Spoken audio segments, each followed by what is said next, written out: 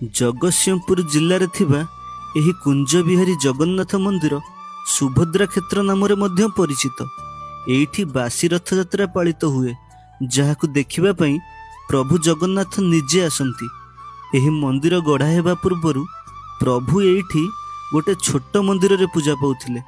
आउ सेही मंदिर किछि कारणवशत भांगी जाइथिला, जहा फल रे प्रभु जगन्नाथ एवं बलभद्रଙ୍କ मूर्ति भांगी जाइथिला, किंतु भांगी नथिला माँ सुभद्राଙ୍କ मूर्ति।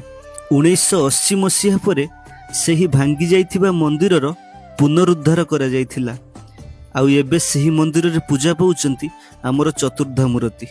इतिहास कहे गजपति रामचंद्र देव सेना एठू प्रभुंको ब्रह्म को पुरी मंदिर को नहीं जाइथिले, किंतु छाड़ी जाइथिले सुभद्रांको किछि अंश। सेथिपई एही स्थान सुभद्रा क्षेत्र नाम परिचित।